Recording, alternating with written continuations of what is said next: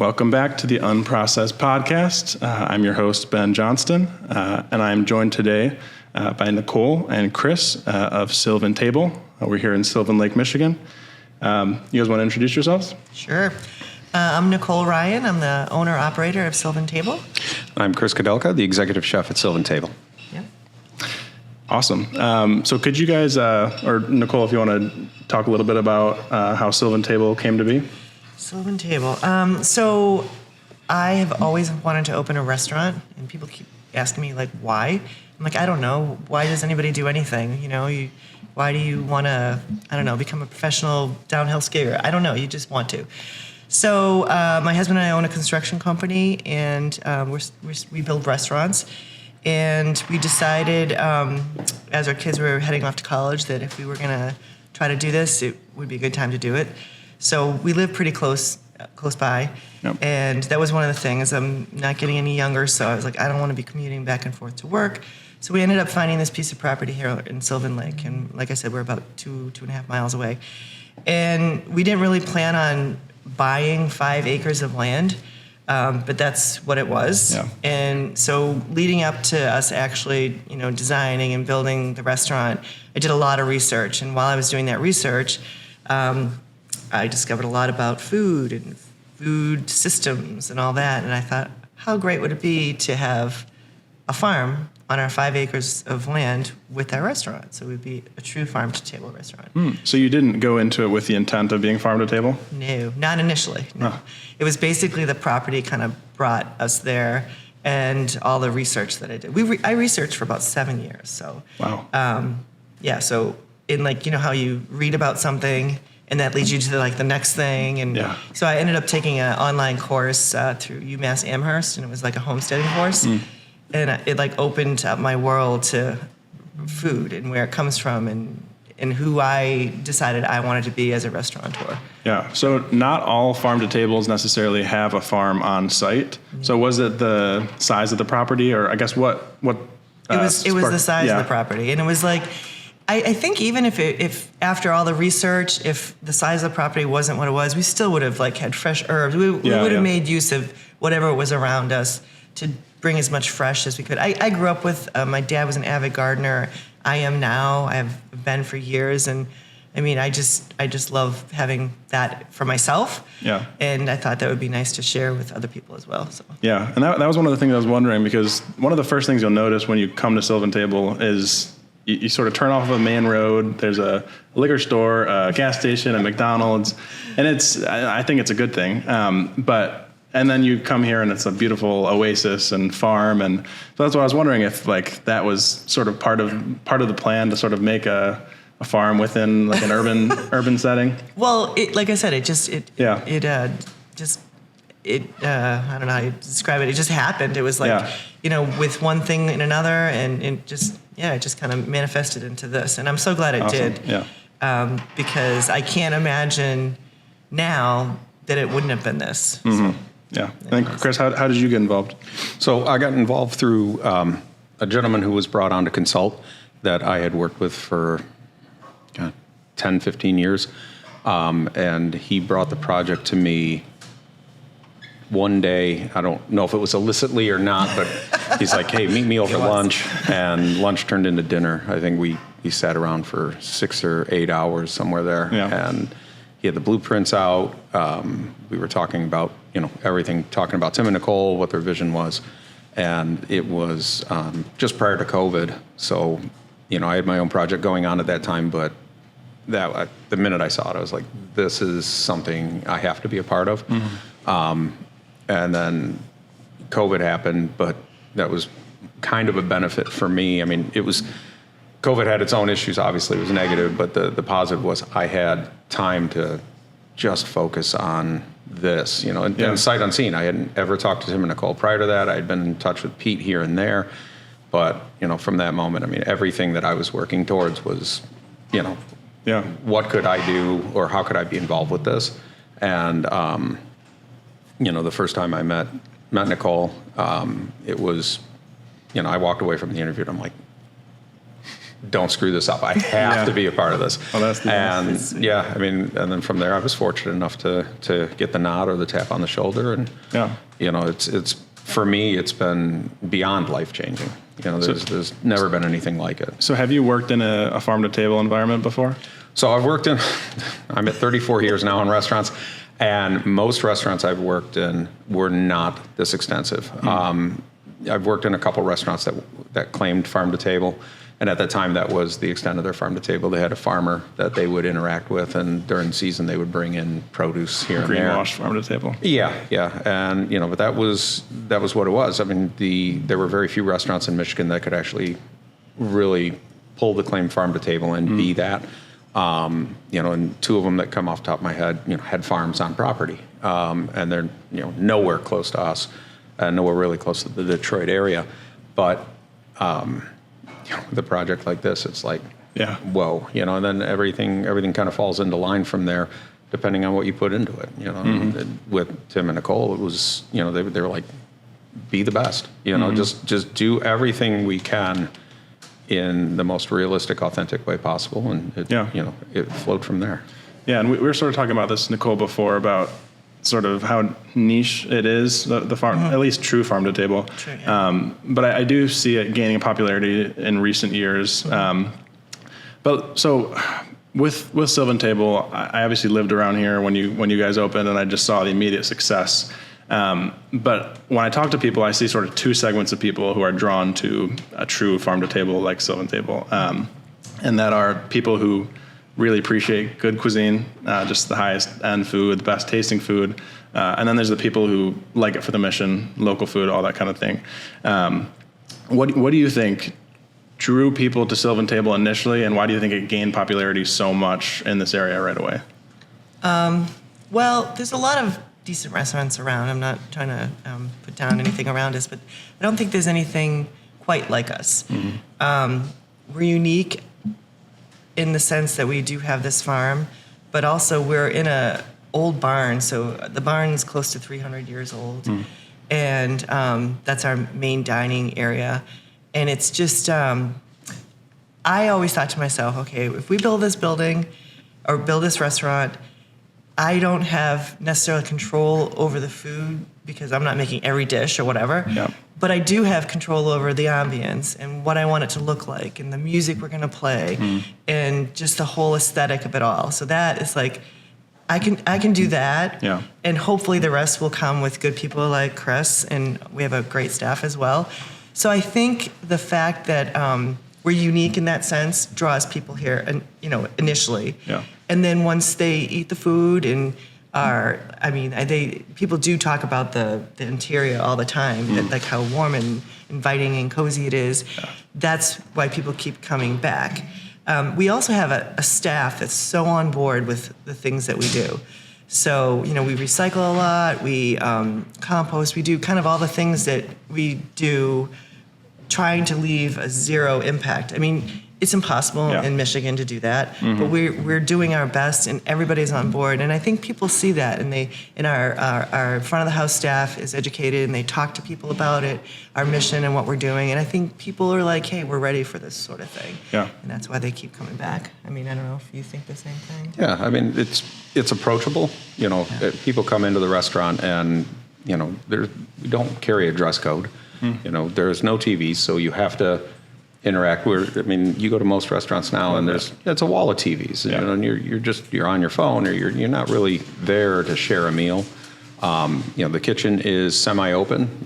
You can see into it from any aspect, and that brings people closer to the cooking, closer to the food, closer to the fires we have going.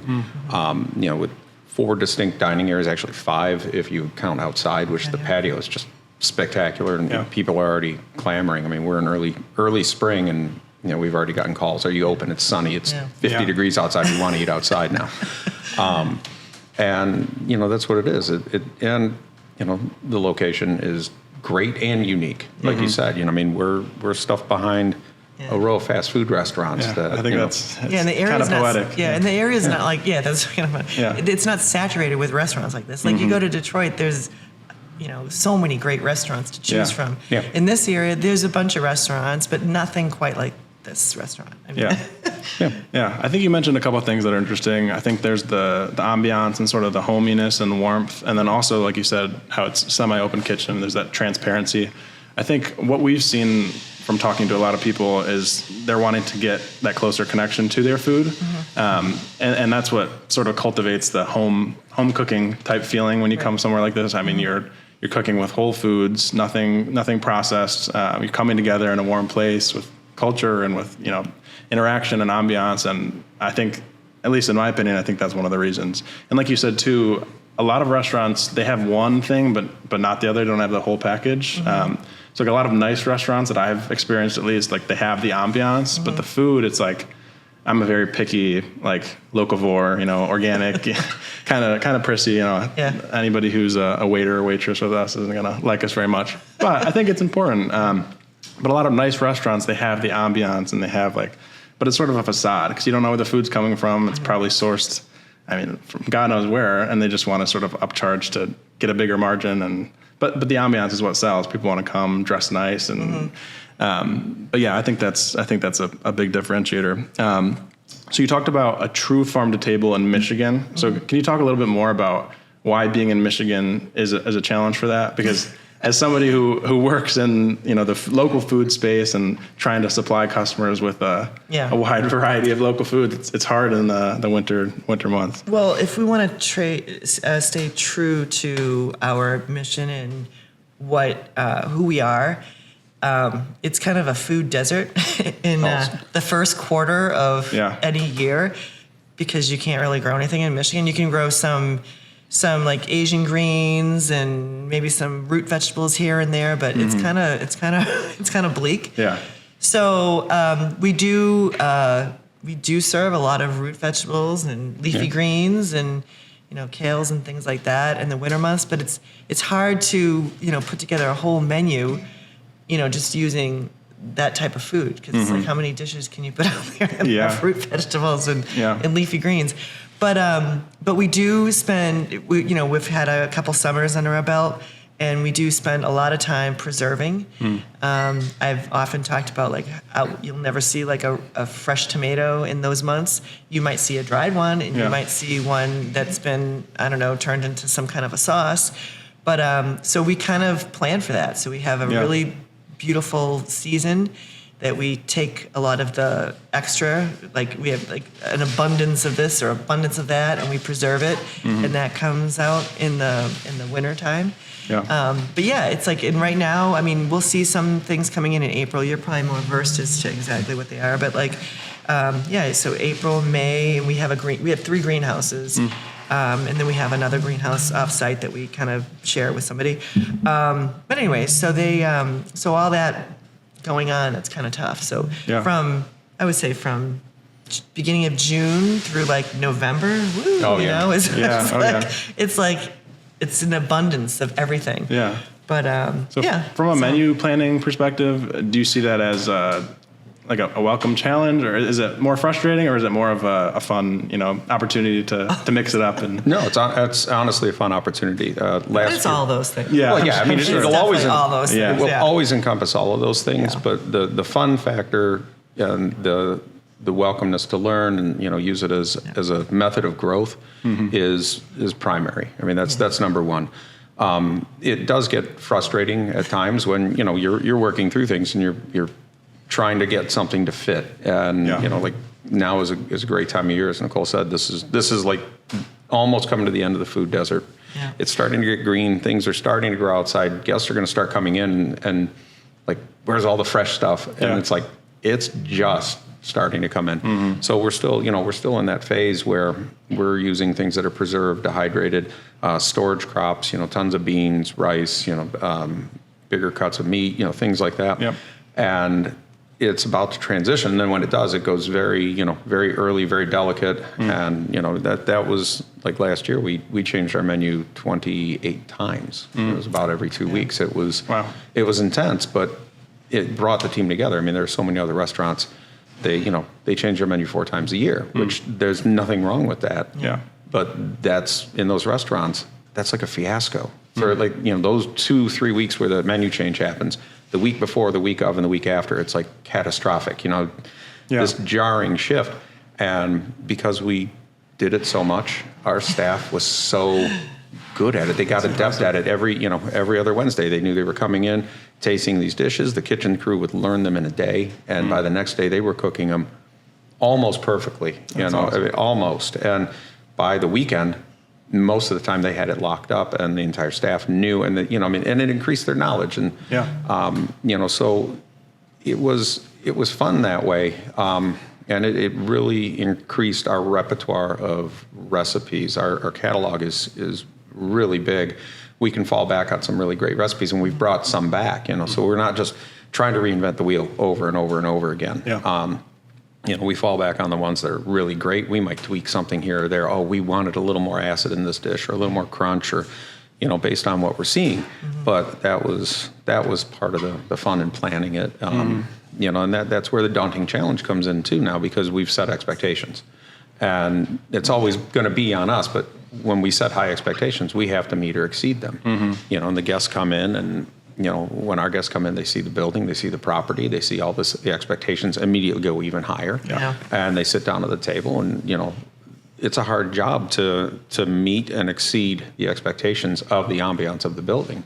And the crew we have in the kitchen, the crew we have on the floor are more than capable, and they step up for that. They welcome that challenge, and then it's getting the guests to come back in. And I think the amount that we are constantly moving things, rotating things, and based on what's in, what's fresh, what's local, what's sustainable, all of that helps guests to say, you know what, we haven't been there in a little bit. It's going to be something unique, and it'll be something different. So we're the same restaurant from year to year, but we're a different restaurant each season. Yeah. So that brings up something interesting. So for someone like me, that's like a draw. Like we want, like when we come back and see new things on the menu, it's exciting.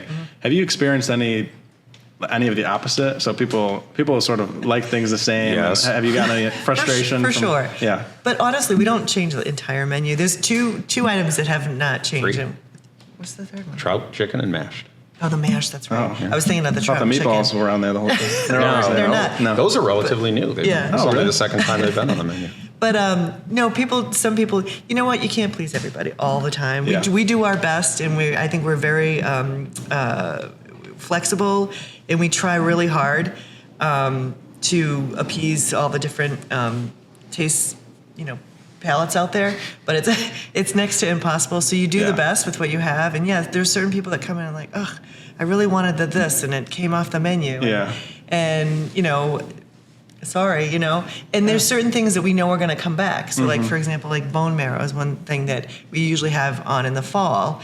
And so when it comes off, people's like, oh, I wanted the bone marrow. And it's like, well, I'm sure it'll come back in the fall. Yeah. Because people really like that. So I think it's a good educational opportunity to talk 100%. about. Oh, speaking of, actually, I'm glad you mentioned that. So there's one thing that we decided to do, and this was even prior to opening. I was like, we do an amuse-bouche, which is like a little. I love that. Yeah, it's like it's amusing mouth, and it's a little something to have at the beginning. It's like a little gift from the kitchen. But really, the intent was to share like something maybe new that no one's had before, or something that like we did one time. We had this lovely spinach that was coming off the farm, and it was as sweet could be. Like it was so sweet.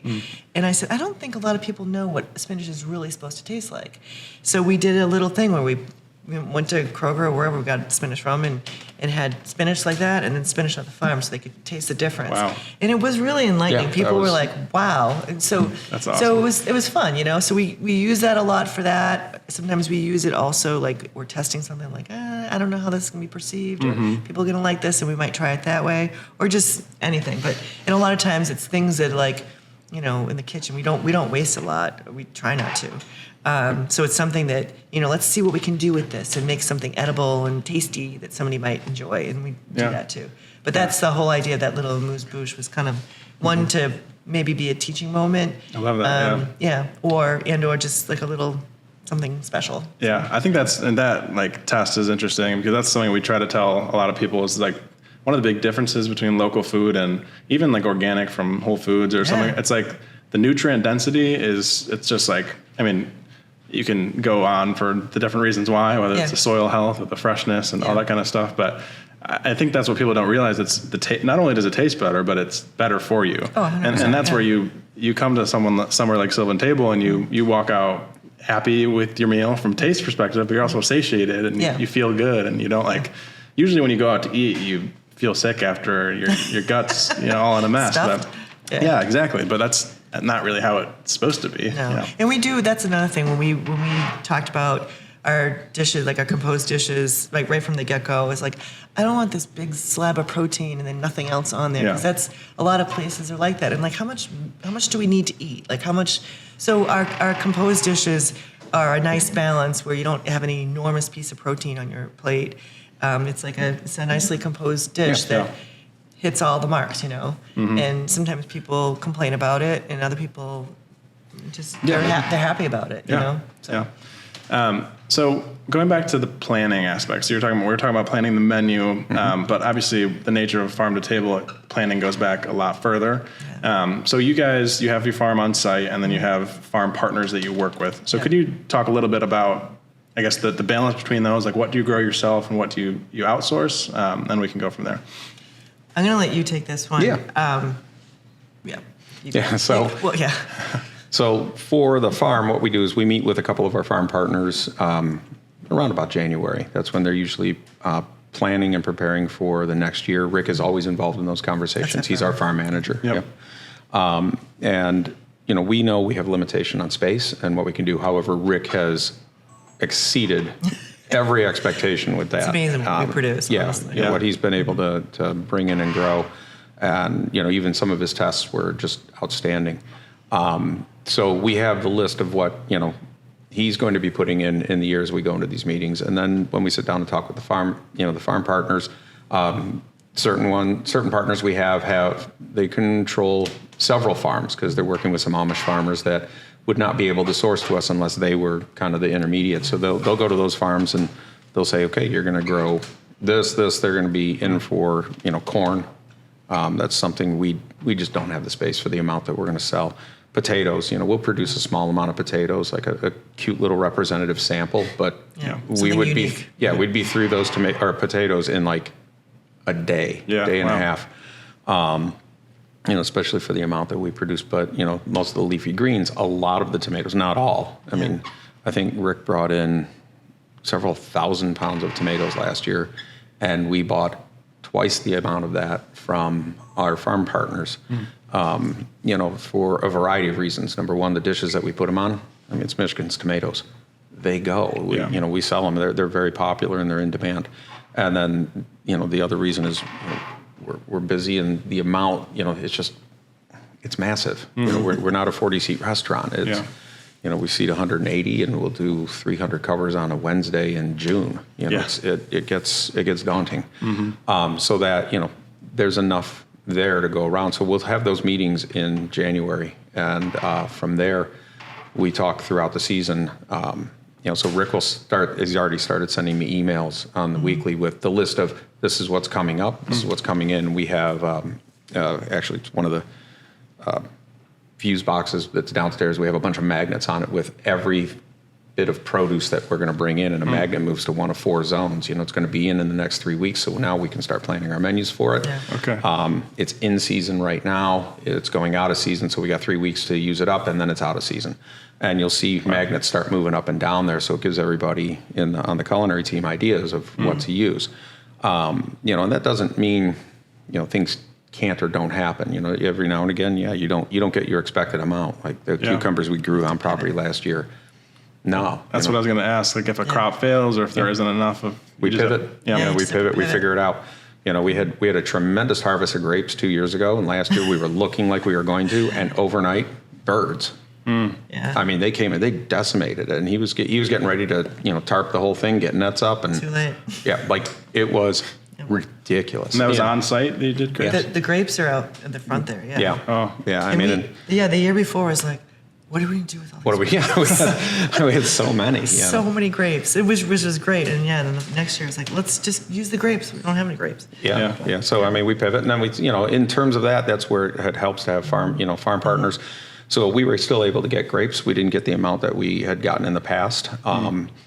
But we talk to different farmers and say, okay, what do we got? This is what happened with us, and they'll do the same. I'll get messages all the time. Hey, this crop is not going to be great. You're only going to get so much. So we'll know we'll be able to bring that in for something small, a 2-week run or 1-week run at a muse, or we're gonna skip it this year, sell to somebody else, and they will. And we say, okay, what's our next item? What are we looking at? And we move that way. There's a lot of communication that happens. Oh, I'm sure. All the time. I can tell. And honestly, where Chris was talking about those magnets moving, I mean, so we said we've been in business for about 4 years, but the farm has existed a little bit earlier than that because it started, you had to set it all up and everything. So that's been around for almost 5. But that's been it's progressed so much, and we've learned as a team so much, and then the communication, the coordination.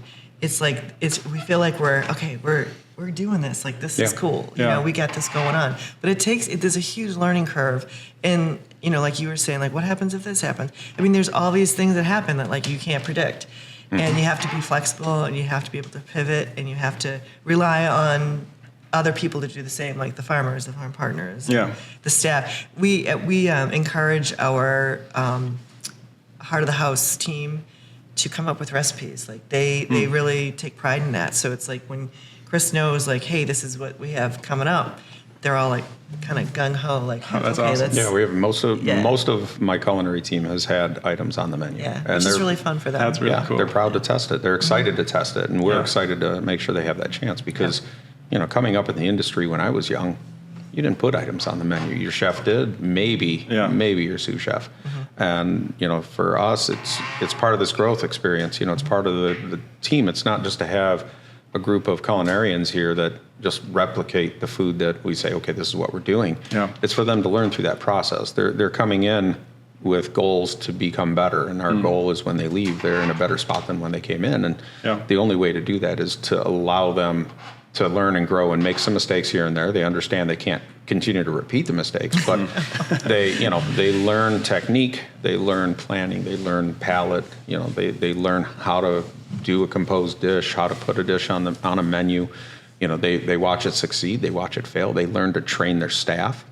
So I mean, they're training their peers because they want their dish to be perfect, and it's eye-opening for them to see, somebody tried to take a shortcut on my dish, and you sit there and in my spot, it's like every single time, but the more that they do that, they start respecting every dish that comes out because they've put their heart and soul into it. So when somebody else is doing it, and they've already done it, you can see as that growth is happening and everybody's respecting everybody else's, the food, and when they start looking at that, then they respect the waste. They respect where that animal came from or where that plant came from. They try not to drop food on the floor. They try not to undercut, the amount that's prepped. They look at all of that, and that takes it further than most standard restaurants where you're given a list, you do to the list, and I'm going to do a little bit extra because I'm a little slow today, or I'm going to be super busy tomorrow. Whereas our crew is looking at what does the quality look like? If I do it this way, will this quality maintain through the end of the shift, through the end of a day or two? Is this to the honesty of the dish? Does this meet the integrity of the restaurant? Would me or would Nicole be happy? And then is our guest going to be happy? And that's the final question. And if they answer yes to all those, then they know it's green. Let's go. Okay.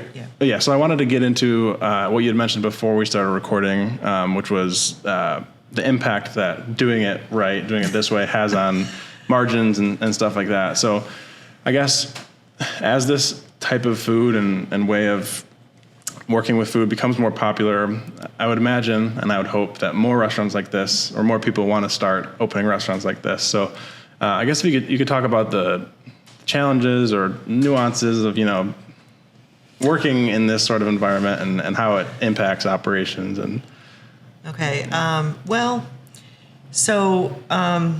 I think the most important thing we can do for the future of everything is to protect our soil health. And that was something that I learned going into this.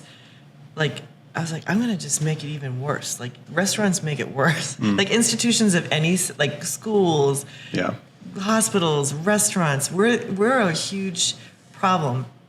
Like, contributing to poor soil health for what we do on the day to day. So when you try to not do that, like you know how they say it's easier to not do anything, or it's what do they say about it? It's like sometimes it's easier just to look the other way. Yeah. But if we're actually making an effort to do something different, it's tough. So we recycle everything. Chris probably could elaborate on that, but I mean, and we compost, and we've narrowed our dumpster pickup to once a week, which is unheard of. Oh yeah, For a restaurant, you know. And then on top of that, we down in the kitchen. I mean, we hardly waste anything. We partnered with a company called Make Food Not Waste, and they're all about, you're not going to waste food, but you're going to stop it before you have to worry about wasting it. So they're on the front end of it. So don't order more vegetables than you're going to use that are going to rot, then you have to get rid of. Yeah. Don't.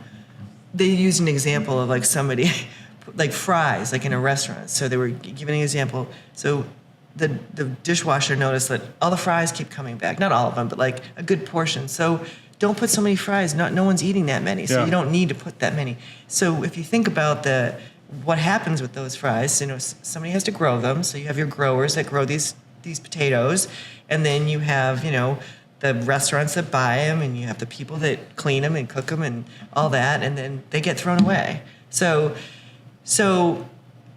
doing what we do, we spend, Chris more than me, but and his team spends so much time watching all these little things and making sure they're doing the right thing and saving this and doing that, which costs money. Yeah. So it's like their labor costs money.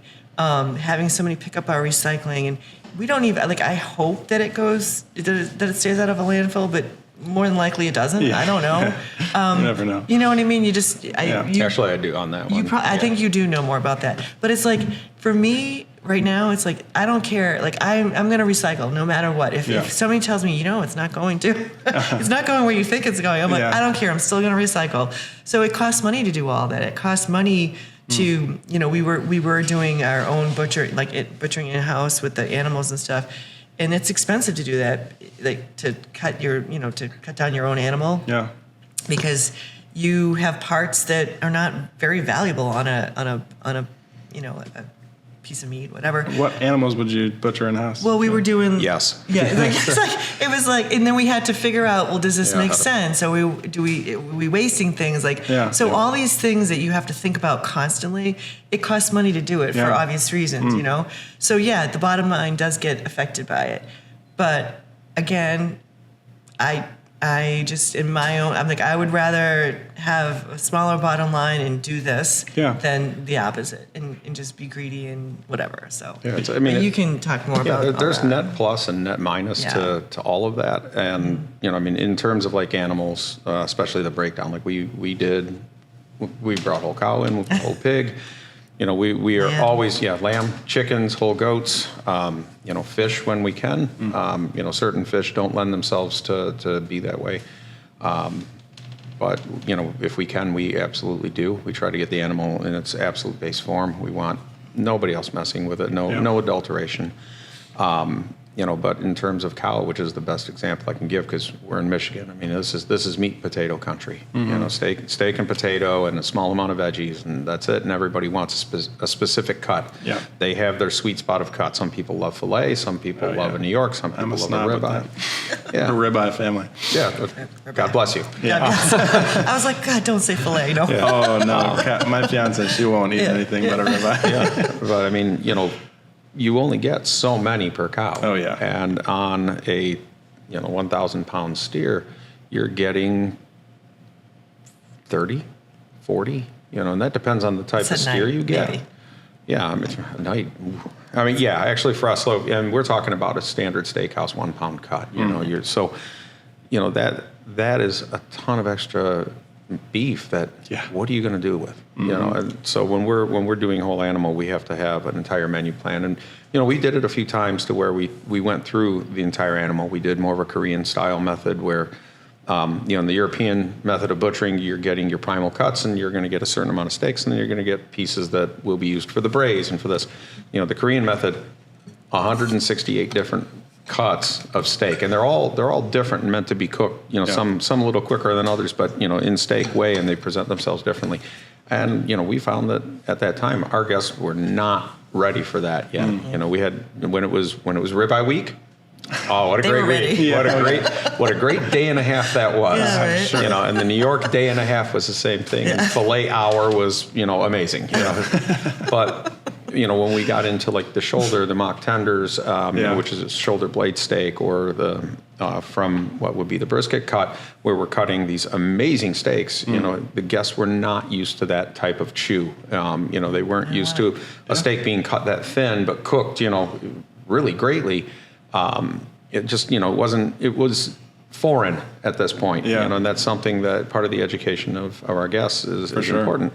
But that also keys back to, your top and bottom line. When we're buying, and when most restaurants are buying what they're considering commodities of beef, they're buying for specific steaks. They don't care what happens to the rest. And that's why you get Kofu and stuff like that. And our big thing is we will not buy from Kofu. We are trying to buy grass-fed, sustainably, raised, local. Yeah. When last time I ate here, I asked your waitress if my steak was grass-fed. Like I said about the waitresses not liking me, but honestly, they love that stuff because we hammer. They can say yes. Yes, exactly. They're very excited. And I think what you mentioned, like they can like the other restaurants and grocery stores, they can buy just the cuts and they don't care about what happens with the rest of it. I think that's something that people talk a lot about, sort of steering away from the restaurant for a second, but people talk a lot about beef and demonize it as being not good for the environment or not sustainable. But feedlots, huh? Well, exactly. But in reality, like if you're eating nose to tail, and like a whole cow can feed 2 whole families for a year. Like it's the most sustainable. And when you do it right, and you crop rotations, and it's feeding on the land, and the manure is then helping with the land and other ways. It's very, very sustainable. And the CAFOs and the feedlots, that's the opposite. But that's something we were talking about in our previous couple of podcasts, actually. It was like the issue of how do you feed the masses with stuff like with local food, with sustainably raised food. And part of that is, in that reality, prices are higher. You can't, the reason you can get ground beef at the grocery store for $3 a pound and not is because it's subsidized and it's fake. It's not real. It's not real pricing. Because you're paying $25 a pound for that ribeye. Exactly, and that's so that brings me to tying it back to the restaurant. Is like naturally, because you have your input costs are higher, your menu prices have to be higher. But it's for a premium, nourishing local food. So I don't know. Can you just talk about a little bit how the pricing, because just like a personal anecdote, like Kelsey and I, we don't eat out very much because we're picky and there's nothing like this. And there's one place probably within 20 miles of East Lansing that is a good farm-to-table restaurant, but we don't eat out at all, and we'll wait and go to a nice restaurant here or there probably once a month or once every, save that money that we would be spending. But people will scoff at expensive menu prices at somewhere like here, but then they'll go out and they'll eat fast food 3 times a week, and they're paying a lower price, but they're paying with their health and they're paying in other ways. So could you just talk a little bit about that and I don't know, your opinion and what, if you've gotten any pushback? Well, my opinion about it is you do what's right for you. So if you're health conscious, and I think it's about education too. And it's like you can't throw it in people's faces. They have to want to learn about it. They have to want to be interested in it, which, I'm always like, how can people not be interested in this? But, it's like, not everybody likes the same thing. That's fine. But for us, it's like people do complain sometimes about the prices. Yeah. But it is what it is. It's like, so this is what we're providing. We're providing, good quality food, local food, and it's at a premium. And if that's not what you want, that's fine. There's plenty of other places that you can go to at the right price point. But for us, we have to be where we are to make this whole thing work. And I'm Yeah. telling you, we're not getting rich off of it. No. Really not. So Yeah. it's not like, it's not like we're price gouging or anything. It's just, Not at all. It is what it is. And what we were talking about with sort of the other nice restaurants where it's just a bit of a facade, at least in my opinion, the prices are higher than you'll find here. 100%. Like you go to anywhere in Detroit, I mean, honestly, you go out probably more than I do to Yep. different restaurants. It's like we're very competitive. Definitely, we're yeah. not, I don't think we're outrageous. And it's what you want to spend your money on. If that's not your thing, if you don't like to go out, and like you'd rather cook at home, which I love that too. Yeah. And you don't see the joy, I guess, of going out and spending money on food. But like when I go to a restaurant, I want to be not necessarily wild, like, oh my gosh, that's like the best thing I've ever had. I just want to go out and say, you know what, that was really nice. I would come back. Yeah. The whole thing, the atmosphere, the service. Yeah. When I'm eating, it's like that was genuinely really good food. It doesn't have to have the best thing I've ever had in my entire life, but it just want to, I don't want to go out and just have an average meal and pay the same kind of prices we're paying here. Yeah. And just be like, whatever, so I don't know. Yeah, same. It's, other restaurants, what I see, the thing that I see, especially farm to table, and honestly, the word is bandied about, or that term is bandied about way too much. Especially with restaurants. Oh, we're farm to table, but they're running asparagus in January. Yeah. You have to understand where you're It at. came from a farm. Yeah, it came from a farm. It came from a farm. It's not around here. So chain restaurants could claim farm to table at that point because all of that has come from a farm at some point. But what kind of farm?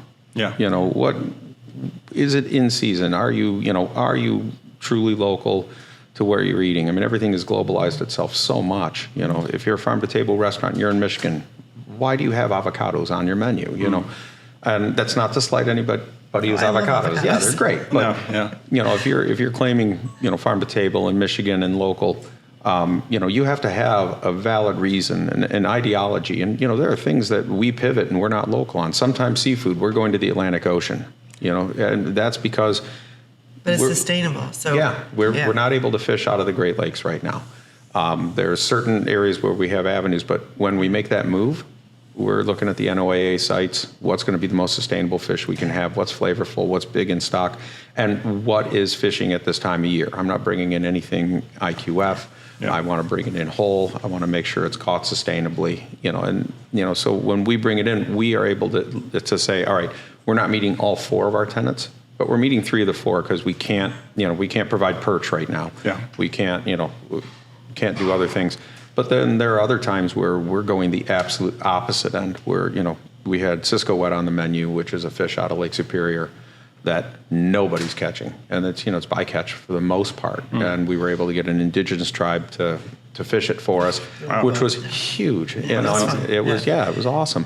And that's the absolute opposite end of that spectrum. And, that's the direction we like to go, but you have to be able to do both and, say, all right, this meets all of our goals, all of our criteria. This is okay, because there comes a limit, if I were to say, we're only buying Michigan produce. Well, we're in Sylvan, we're an hour and a half from Ohio, but if I'm buying from Traverse City, sometimes Toledo, Ohio is closer. Yeah. Than, so we have to be able to say, okay, these farms are doing it right. This is what we're looking for, and that's kind of how we make our decisions. They're within 200 miles of us. Except for citrus. Citrus. Well, we have to have citrus. Yeah, our guests would burn our bar down if we didn't have lemons and limes. I know we have to. So. Have you ever seen the geodomes? Yes. Yeah. You can invest in a geodome on some of your property. You can grow basically anything. I'm not condoning it. I don't think it's necessarily It is. Hey, we grow figs on our property, and lots of them. Oh, wow. In one of our hoop houses, and it started off as a couple little fig plants just for, shits and giggles, and now it's like you should see. I could show you a video afterwards when it's impressive. It's impressive. That's awesome. So that's kind of cool. But all of those decisions are for a reason. The chocolate one was big. Yes. That one was really big. So we made a decision not to use chocolate, and just because we don't like the way it's sourced. But we did find somebody locally who Yeah, sources it. She can verify her sources. She Wow. pays the Yeah. farmers, and then she roasts very expensive. locally. Yeah, I'm sure. So That's awesome. it will never be a center of the plate dessert item. Yeah. No. But it will be an accent, and we've used it on special occasions. And that all leads to finding people who have similar mentalities as to what we have, and it's been great because we come through with vendors, farmers, and everybody understands. We still have to carry a broadliner just like any other restaurant, but we try not to use the S word, broadliner. I don't want to necessarily give them a plug, but the other ones that we use, we're buying for Diamond Crystal Kosher Salt, things like that.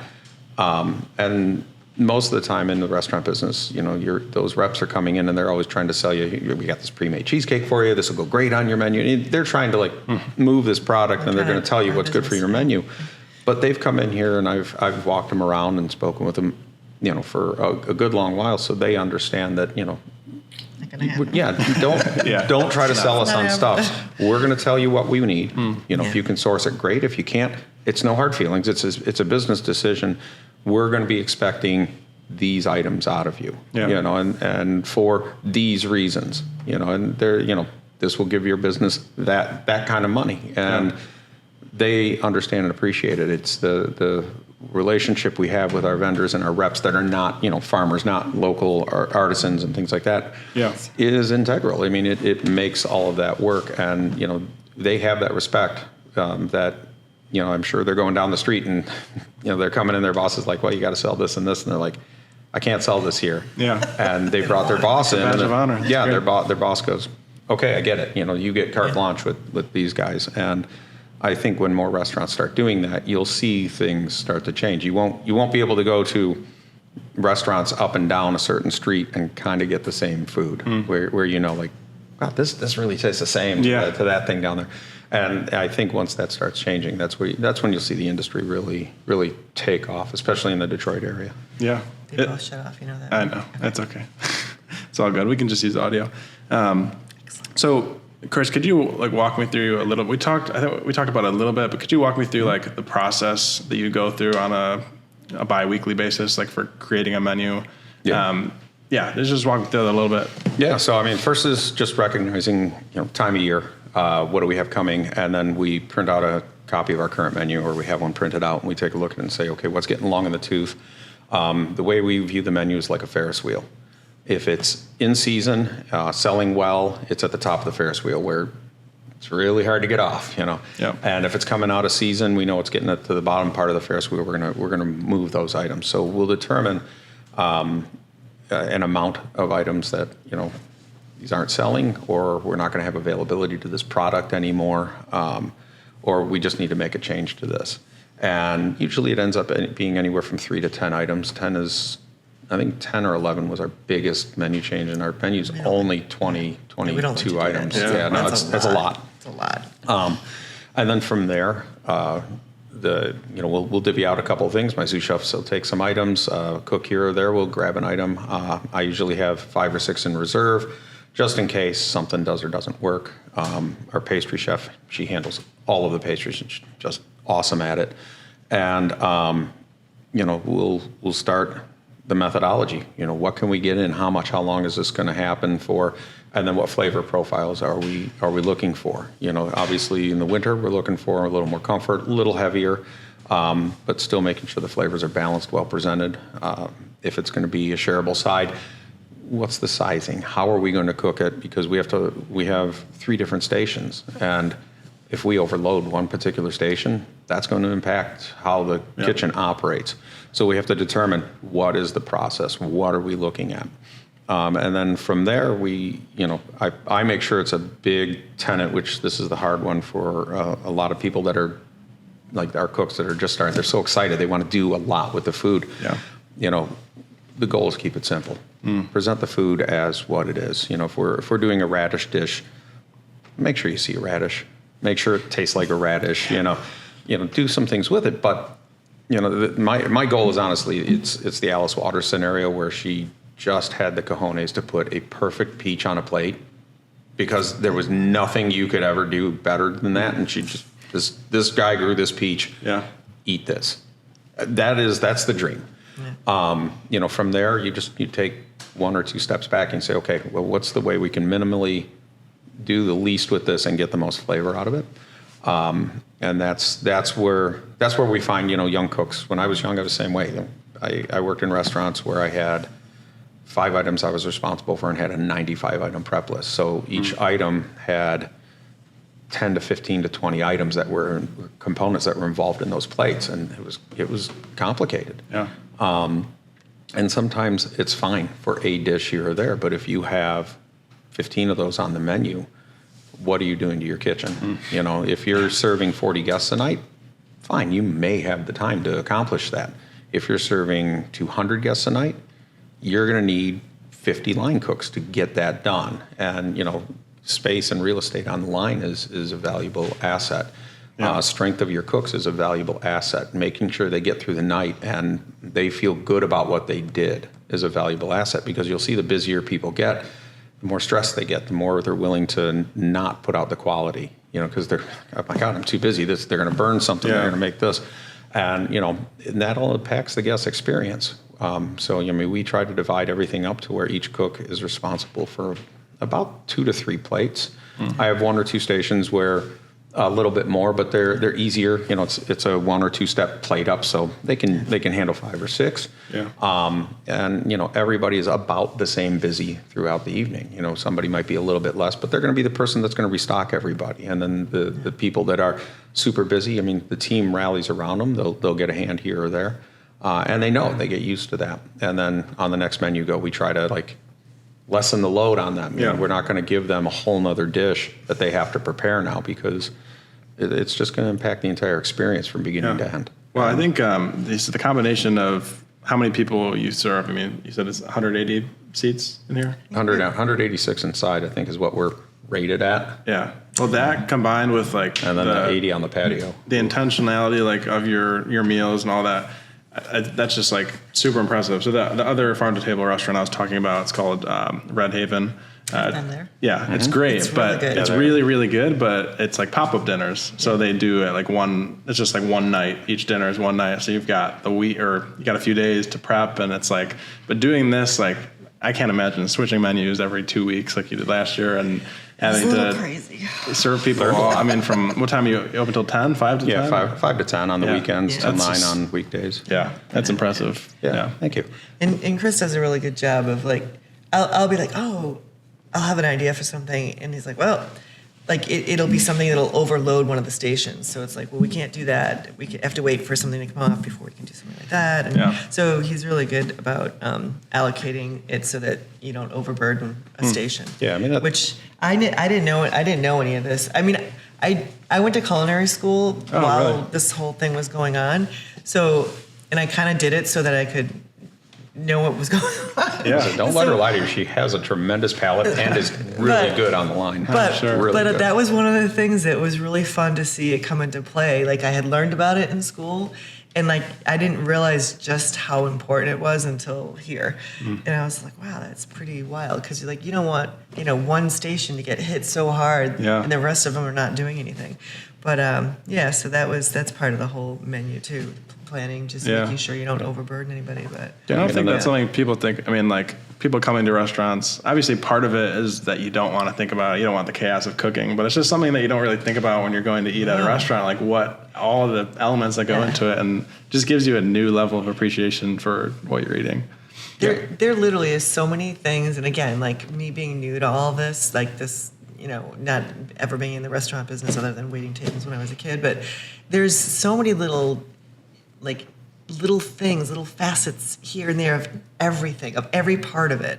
Down in the basement, that's where our prep kitchen is. Everything there, and Chris does such a nice job with all of it, and we have a fabulous front of the house GM, Sadie.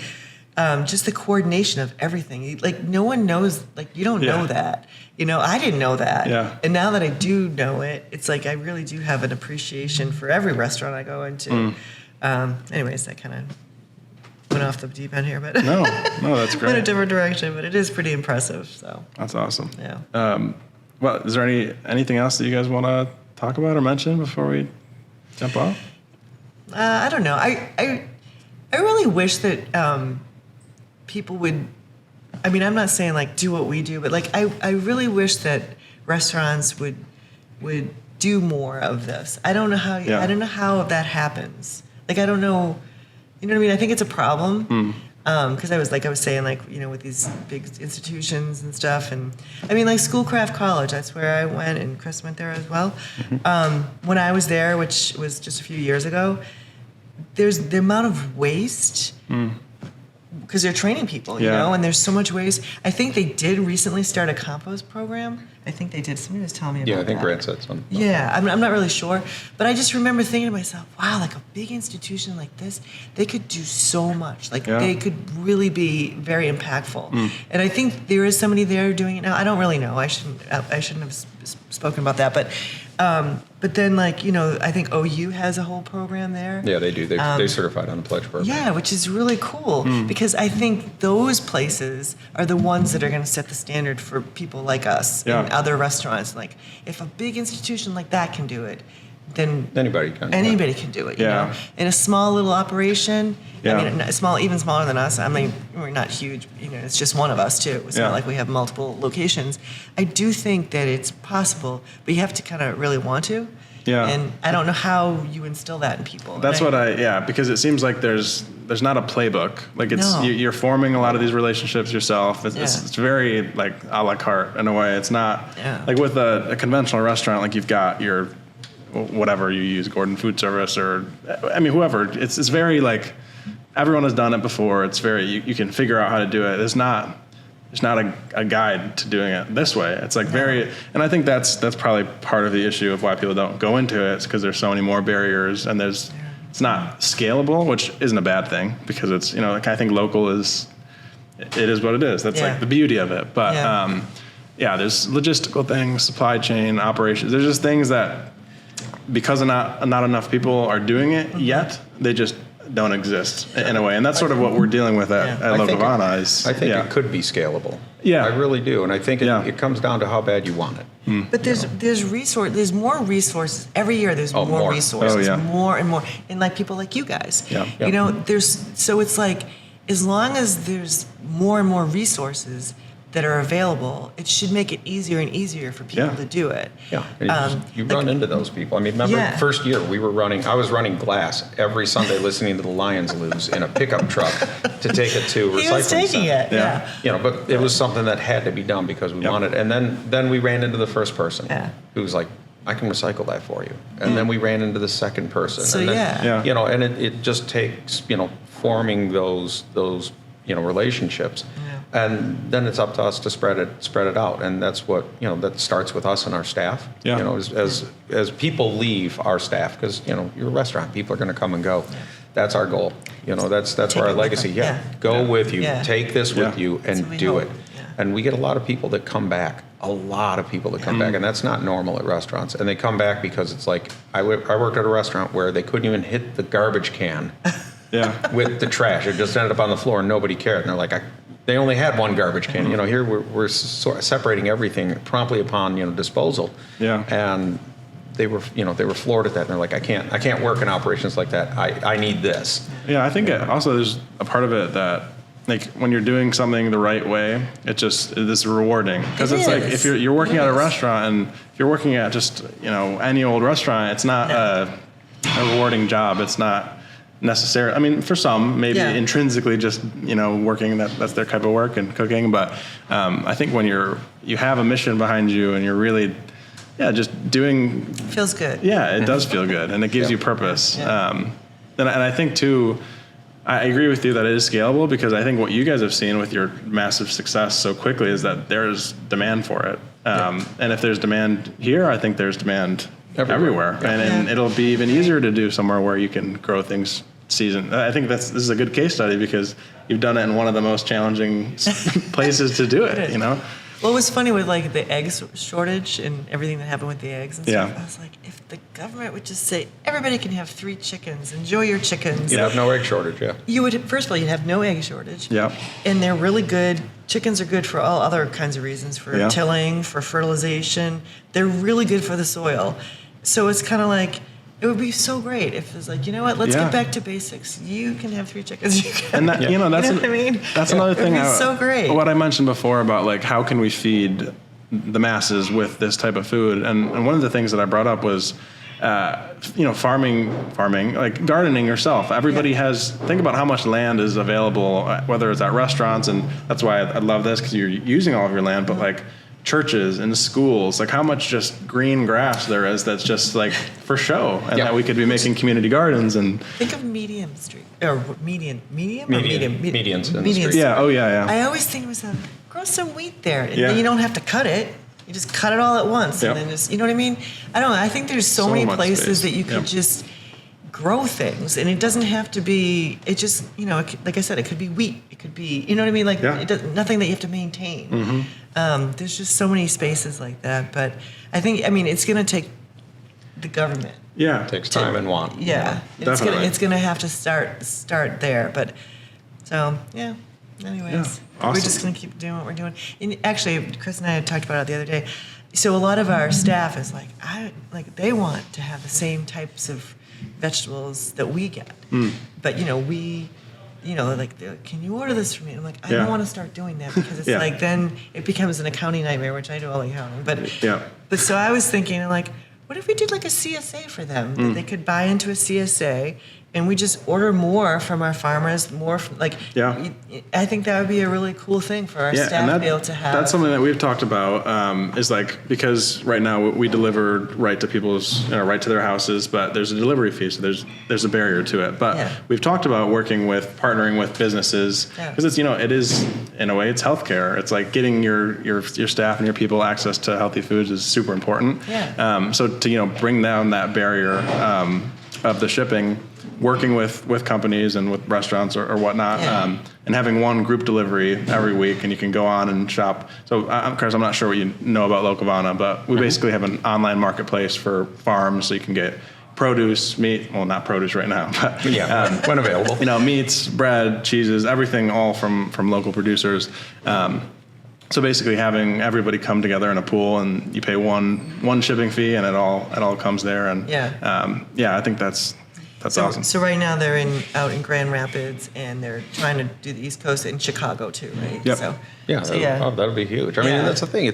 It's places like that are going to make effective change. That are going to bring it to people that weren't necessarily thinking along those lines. Exactly. Yeah, and when you look at it, like what we found is like the prices, it's not that different. And then especially the people who are already shopping at a Whole Foods or Plum Market, things that are a little bit more. The prices, if you're shopping straight from local, it's sometimes less. Like for produce and a lot of these things, it's very comparable, and it's a lot better for you, and it's a lot better for your local economy and your community. And You're like when we told you we have a partner farm, not company, but anyways, they go out to smaller farms and do all that. We were talking about that, but like some of those small farmers wouldn't make it otherwise. Yeah. So it's like if they have a bigger, like maybe they only have 2-3 acres. That's all they have. Yep. Like say, they're, I don't know, if they know they have a customer, they can take more chances. They can, because they know that they're going to be able to sell what they have. Yep. Yep. So that's one of the things they keep telling us. Like, you have no idea how these people feel about what we're doing, because we've actually saved their farm. Yeah. And actually we have a whole farm tour that we're going to do to go visit a lot of them. We've visited a lot of the farms, but now we have some farms that we haven't visited yet. Yeah. So we get them on and- we're going to go visit them, and That's awesome. And they said that the people that we deal with, they were like, when we go to these farms, they come out and they hug us. Yeah. They're so happy. That's what we found To be part of talking it, with farmers is like every single farmer that we work with or we've talked to about working with, they're very much like, come to the farm, see how we do it. Yeah. Like they just really want you to come and see it and be part of it. Yeah. Because that's like such a big part is like the community element, and like for sure. because it brings you closer to what you're eating, and that I think it all has an impact on health 100%, and yeah. it's really cool. And for the future of our kids. Yeah. So So important. Well, thank you both very much for your time. Thank you. That's a It's great been fun. conversation. If the cameras were on, that would be a little bit better. It's But okay. I don't care about the cameras. No, me neither.